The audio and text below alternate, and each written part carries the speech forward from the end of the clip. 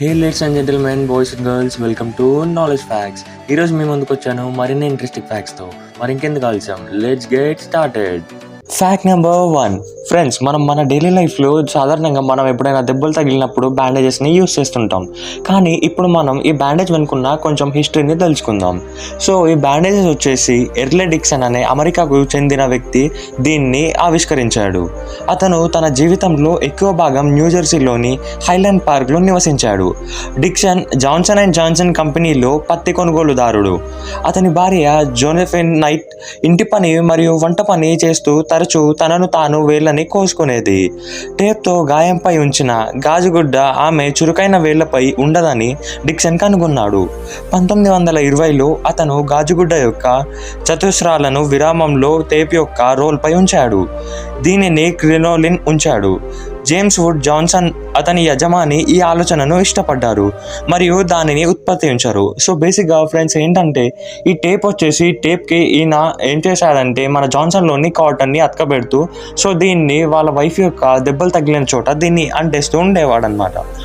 1924లో Johnson and Johnson ఒకప్పుడు చేతితో తయారు చేసిన బ్యాండేజ్లను భారీగా ఉత్పత్తి చేయడానికి యంత్రాలను అమర్చారు.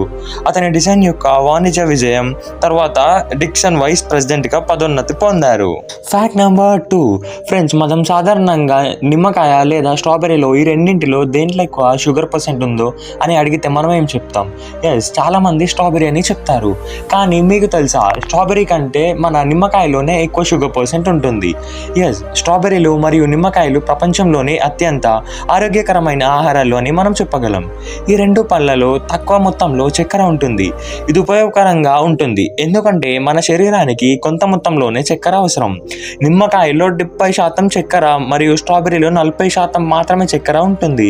నిమ్మకాయ స్ట్రాబెర్రీ కంటే ఎక్కువ చక్కెరలను కలిగి ఉన్నప్పటికీ పుల్లని రుచిని కలిగి ఉండటానికి కారణం ఏమిటంటే నిమ్మకాయలో అధిక మొత్తంలో సిట్రిక్ యాసిడ్ ఉంటుంది. సాధారణంగా 3 నుంచి 6% వరకు ఇది నిమ్మకాయ యొక్క తీపి రుచిని ప్రభావితం చేస్తుంది మరియు పుల్లని రుచిని కలిగిస్తుంది. స్ట్రాబెర్రీలో నిమ్మకాయ కంటే తక్కువ చక్కెర ఉంటుంది, కానీ స్ట్రాబెర్రీలో సిట్రిక్ యాసిడ్ వంటి కంటెంట్ ఉండదు కాబట్టి ఇది తీపి రుచిగా ఉంటుంది. అలాగే నిమ్మకాయలో అధిక మొత్తంలో చక్కెర స్థూలకాయాన్ని కారణమవుతుందని ప్రజలు అనుకోవచ్చు, కానీ నిమ్మకాయలో చాలా ఔషధ గుణాలు ఉన్నాయి. అలాగే స్ట్రాబెర్రీలో స్టార్చ్ రూపంలో అధిక మొత్తంలో కార్బోహైడ్రేట్లను కలిగి ఉంటుంది, అయితే ఇది అనేక ఆరోగ్య ప్రయోజనాలను కలిగిస్తుంది. Fact number 3. ఫ్రెండ్స్, మనలో చాలా మందికి రెయిన్బోస్ని చూసి ఉంటాం. కానీ మీకు తెలుసా, ఈ రెయిన్బోస్ అనేటివి కేవలం 180 డిగ్రీస్ మాత్రమే కాదు. అంటే మనకి రియల్ లైఫ్లో మనం చూసినప్పుడు అవి 180 డిగ్రీస్ మాత్రమే ఉంటాయి, కానీ కాదు, ఈ రెయిన్బోస్ అనేటివి 360 డిగ్రీస్ కూడా ఉంటాయి. అఫ్ కోర్స్ ఇవి చాలా మందిని ఆకర్షింపజేస్తాయి అనుకోండి, బట్ 300 డిగ్రీలు ఉన్న రెయిన్బోలు చాలా అరుదుగా నమోదు చేయబడతాయి. ప్రధానంగా ఈ ఫుల్ రెయిన్బోస్ మనకి మన ఏరోప్లేన్స్లో వెళ్ళినప్పుడు మాత్రమే మనకు కనపడతాయి. ఇంద్రధనుసు కనిపించినప్పుడు సూర్యుని ఎత్తు ఎంత వృత్తాన్ని చూడగలదో నిర్ణయిస్తుంది. సూర్యుడు దాని అత్యుల్పంలో ఎక్కువ వృత్తాన్ని వీక్షించడానికి అనుమతిస్తుంది. ఈ రెయిన్బో యొక్క సగం వృత్తం హారిజాన్ కింద ఉంది, అక్కడ వర్షం పడదు.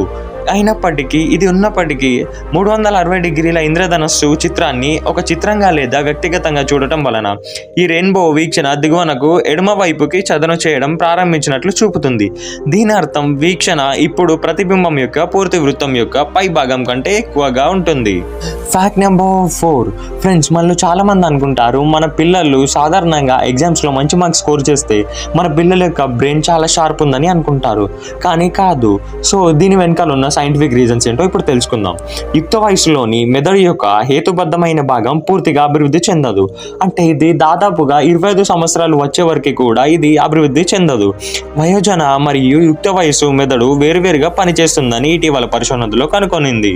పెద్దల మెదడు యొక్క హేతుబద్ధమైన భాగమైన ప్రిఫ్రంటల్ కార్టెక్స్తో ఆలోచిస్తారు. అంటే మన పెద్దవారు వీళ్ళ యొక్క మైండ్లో ప్రిఫ్రంటల్ కార్టెక్స్తో ఆలోచిస్తారు.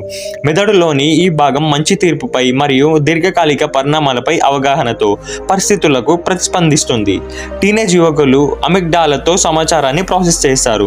ఇది భాగోద్వేగ విషయమే, బట్ యుక్త వయసుల మెదడులోని భాగోద్వేగ భాగం మరియు నిర్ణయం తీసుకునే కేంద్రం మధ్య సంబంధాలు ఇప్పటికీ అభివృద్ధి చెందుతూనే ఉన్నాయి మరియు ఎల్లప్పుడూ ఒకే రేటులో ఉండవు.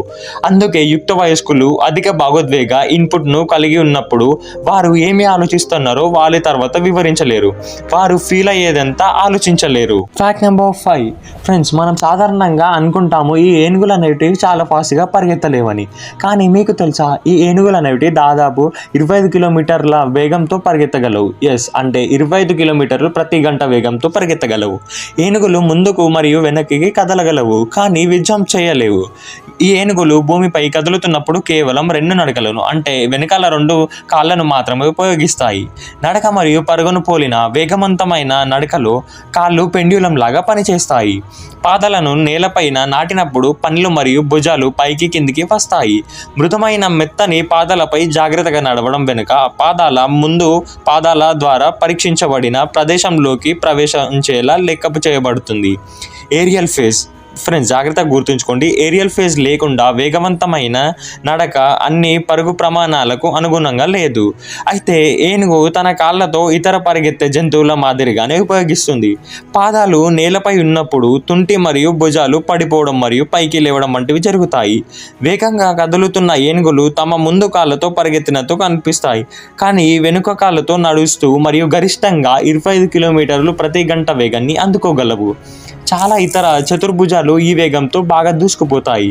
కాళ్ళు పొడవును కూడా పరిగణనలోకి తీసుకుంటాయి. స్ప్రింగ్ లాంటి గతిశాస్త్రం ఏనుగులు మరియు ఇతర జంతువులు కదలికల మధ్య వ్యత్యాసాన్ని వివరించగలదు. లోకోమోషన్ సమయంలో కుషన్ ప్యాడ్లు విస్తరణకు మరియు కుదించబడతాయి, మరియు చాలా బరువైన జంతువులు కదలడం వల్ల వచ్చే నొప్పి మరియు శబ్దం రెండింటిని తగ్గిస్తాయి. ఏనుగులు ఈత కొట్టగల సామర్థ్యం కలిగి ఉంటాయి. ఈ ఏనుగులు అనేటివి దిగువను తాకకుండా 6 గంటల వరకు ఈత కొట్టినట్లు రికార్డ్ చేయబడింది, మరియు 48 కిలోమీటర్లు దూరం మరియు 2.1 కిలోమీటర్ల వేగంతో ప్రయాణించాయి. ఫ్యాక్ట్ నచ్చితే వీడియోని లైక్ చేసి మరిన్ని ఫ్యాక్ట్స్ కోసం మా ఛానల్ని కింద సబ్స్క్రైబ్ చేసుకోండి.